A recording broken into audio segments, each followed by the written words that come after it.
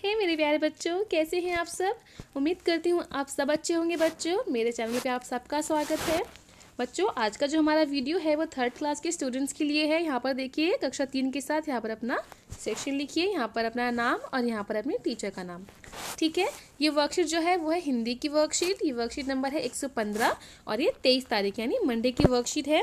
आपकी जो हिंदी की रिमझिम पुस्तक है उसका जो पाठ है बहादुर बिट्टो, ये वर्कशीट उसी पर आधारित है बच्चों। तो चलिए हम अपना पाठ शुरू करते हैं यहाँ पर। तो चलिए बच्चों, हम देखते हैं आज इस वीडियो में क्या है। यहाँ पर जैसे आप देख रहे हैं ये लिखा है यहाँ पर लिंग। ठीक है, तो चलिए हम इसको समझते हैं। नमस्ते प्यारे बच्चों, आपको पाठ बहादुर बिट्टो पढ़कर बहुत आनंद आया ना। आपने पाठ में पढ़ा कि बिट्टो ने अपनी सूझबूझ और बहादुरी से अपनी गाय और बैल को बचा लिया। बच्चों, यहाँ पर बैल और गाय जो है वो पुरुष और स्त्री जाति की ओर इशारा कर रही है। बच्चों, आपने उस पाठ में बहादुर बिट्टो में बैल और गाय को देखा, उसके बारे में पढ़ा। ठीक है, तो यहाँ पर हम अब इनका लिंग पढ़ेंगे। जैसे बैल और जो गाय है वो पुरुष और स्त्री जाति की ओर इशारा कर रही है। जैसे जो बैल है वो इशारा कर रही है पुरुष जाति की ओर, और यहाँ पर जो ये गाय है वो इशारा कर रही है स्त्री जाति की ओर। मतलब ये कि संज्ञा के जिन शब्दों से पुरुष जाति का पता चलता है वे पुल्लिंग शब्द होते हैं।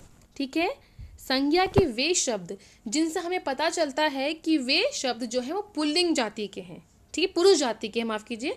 वे शब्द अगर पुरुष जाति के हैं तो वो शब्द होते हैं पुल्लिंग शब्द। उसी तरीके से संज्ञा के जिन शब्दों से स्त्री जाति का पता चलता है वे स्त्रीलिंग शब्द होते हैं। तो ये देखिए, इस वर्कशीट में हम पढ़ रहे हैं लिंग के बारे में, जिसके 2 भेद होते हैं, पुल्लिंग और स्त्रीलिंग। ठीक है, एक जो पुरुष जाति का पता, जिससे हमें पुरुष जाति का पता चलता है कि कौन पुरुष जाति का है, और स्त्रीलिंग जिससे हमें पता चलता है कि कौन स्त्री जाति का है। ठीक है, पुल्लिंग और स्त्रीलिंग। यहाँ देखिए, स्त्रीलिंग पुल्लिंग भेद है मेरे, याद करो तुम शाम सवेरे। स्त्री पुरुष का भेद बताऊं तभी तो बच्चा लिंग कहलाऊं। तो बच्चों, यहाँ पर इस छोटी सी कविता के द्वारा लिंग के 2 भेद जो हैं स्त्रीलिंग और पुल्लिंग, उनके बारे में बताया गया है। ठीक है, कि स्त्रीलिंग के द्वारा स्त्री का भेद, मतलब स्त्री का पता चलता है कि ये स्त्री जाति का है, और जो पुल्लिंग शब्द होते हैं उनसे पता चलता है कि वो पुरुष जाति का है। ठीक है, इनको और बेहतर तरीके से हम इस तरीके से यहाँ पर समझ सकते हैं बच्चों। चलिए प्रश्न 1 देखते हैं। अब यहाँ देखिए बच्चों, प्रश्न 1। बच्चों चलिए फूलों को सही लिंग वाले शब्दों से सजाते हैं। डिब्बे में दिए गए शब्दों में से सही शब्द चुनकर खाली जगह में भरिए। अब यहाँ पर देखिए, हमें यहाँ पर फूल दे रखे हैं, जिसके अंदर यहाँ पर लिखा है पुल्लिंग और यहाँ पर लिखा है स्त्रीलिंग, और यहाँ पर हमें शब्द दे रखे हैं। ठीक है, अब इन शब्दों में से हमें उन शब्दों को यहाँ लिखना है, इस बॉक्स में लिखना है, जो हमें इस फूल में लिखना है, जो हमें पुरुष जाति का एहसास कराते हैं, जो बताते हैं कि वो पुरुष जाति के हैं। ठीक है, और इन फूलों में हमें उन शब्दों को लिखना है जो हमें बताते हैं कि वो स्त्री जाति के हैं। जैसे यहाँ पर हमको करके दिखा भी रखा है, छात्र, छात्र होता है एक लड़का। ठीक है, तो ये हुआ एक पुल्लिंग जाति का। वहीं पे छात्रा, छात्रा होती है लड़की, तो वो हुई स्त्रीलिंग जाति की। ठीक है, इसी तरीके से जो ये सब है, हमें इनमें भी पुल्लिंग और स्त्रीलिंग के जो शब्द हैं उनको यहाँ भरना है। चलिए हम भरते हैं बच्चों। तो यहाँ देखिए, यहाँ पर ये छात्र और छात्रा हमें लिख के दिखा रखा है। ठीक है, अब दूसरा पुल्लिंग शब्द यहाँ पर हम ढूंढने की कोशिश करते हैं। उसके बाद यहाँ पर दूसरा पुल्लिंग शब्द देखिए, जैसे यहाँ पर ये देखिए लिखा है मोर, तो ये पुरुष जाति का शब्द है, तो यहाँ पर हम लिखेंगे, पुल्लिंग में लिखेंगे हम मोर। ठीक है, और इनमें से स्त्रीलिंग जाति का कौन सा, मतलब स्त्री जाति का कौन सा शब्द होगा जो स्त्रीलिंग होगा, वो होगा ये मोरनी। तो यहाँ पर आप लिखिए मोरनी।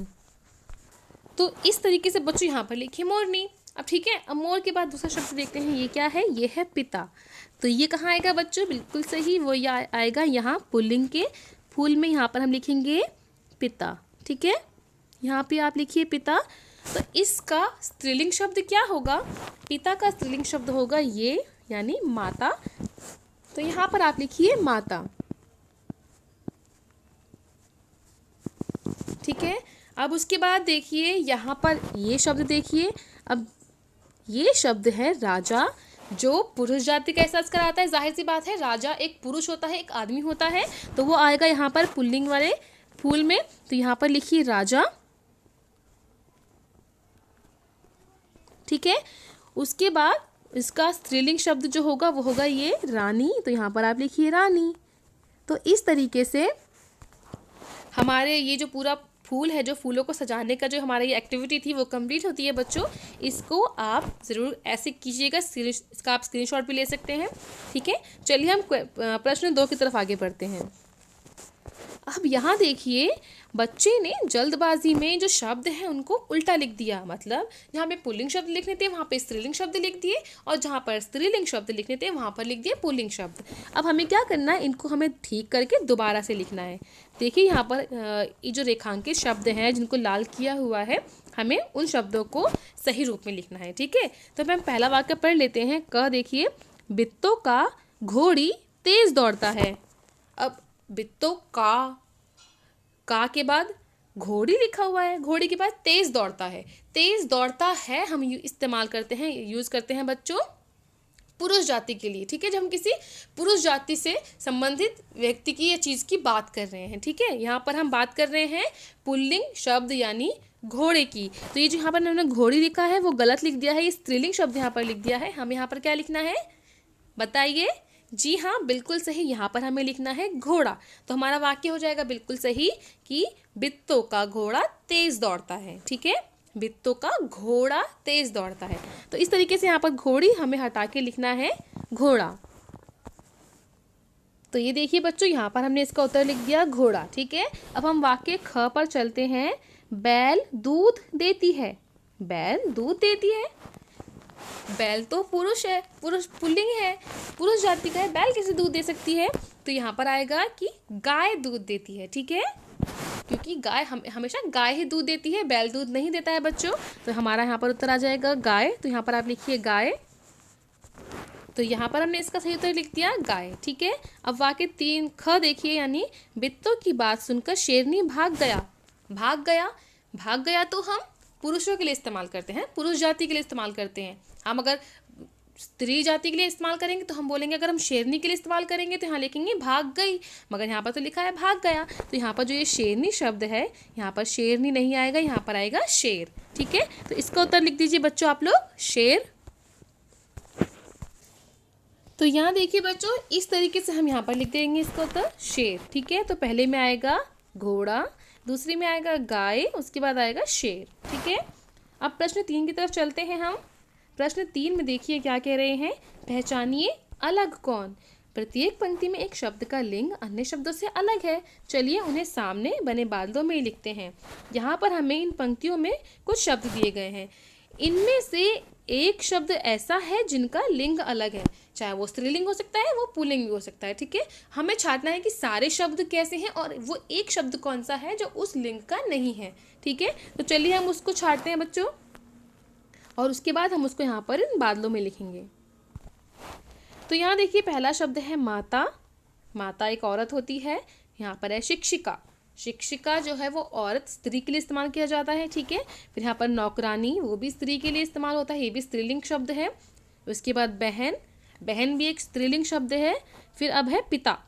पिता एक स्त्रीलिंग शब्द है क्या? नहीं, पिता तो स्त्रीलिंग शब्द नहीं है। उसके बाद यहाँ पर है बुआ। बुआ भी स्त्रीलिंग शब्द है। ठीक है, क्योंकि बुआ हमारी बुआ जो होती है वो स्त्री होती है, औरत होती है। अब यहाँ पर जो अलग शब्द है, यहाँ पर जो शब्द अलग है वो है पिता, क्योंकि ये है पुल्लिंग। बाकी सारे शब्द जो है वो है स्त्रीलिंग के। ठीक है, तो हम यहाँ पर इन बादलों में लिख देंगे पिता। तो इस प्रकार बच्चों यहाँ पर लिख लीजिए पिता। ठीक है, अब दूसरा कॉलम देखिए, यहाँ पर है सबसे पहला शब्द मामा। ये पुरुष होते हैं मामा। ठीक है, आदमी होते हैं। नाना, नाना भी पुरुष हैं। चाचा, ठीक है, चाचा भी पुरुष हैं। ठीक है, पुल्लिंग जाति के हैं। फिर उसके बाद ये है रानी। रानी तो स्त्री होती है ना बच्चों, हमने सबने कहानियाँ सुनी होंगी, आप सबने सुनी है राजा और रानी, है ना। तो रानी होती है स्त्री, तो ये हो जाएगी स्त्रीलिंग की। अब यहाँ पर देखते हैं बाकी शब्द कैसे हैं, बाकी शब्द सही हैं कि नहीं।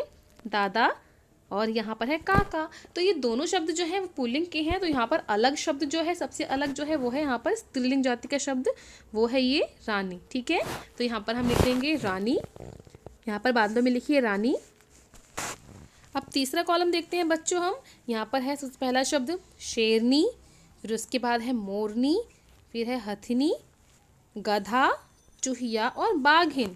अब यहाँ पर देखिए ये शेरनी, मोरनी, हथिनी, चूहिया और बाघिन, ये सब जो है वो स्त्री जाति की ओर इशारा कर रही हैं। ठीक है, सारे जो जानवर हैं वो स्त्री जाति की ओर इशारा कर रहे हैं, सिवाय इस यहाँ पर जो लिखा है गधा, इसके ये इशारा कर रहा है पुरुष जाति की ओर। ठीक है, तो ये हुआ हमारा पुल्लिंग शब्द जो इन सब में सबसे अलग है। सारे शब्द जो है स्त्रीलिंग के हैं, बाकी जो एक जो है शब्द ये गधा, ये है पुल्लिंग जाति का। ठीक है, पुल्लिंग का। तो हम यहाँ पर इसको गधे को गधा हम यहाँ लिख देंगे।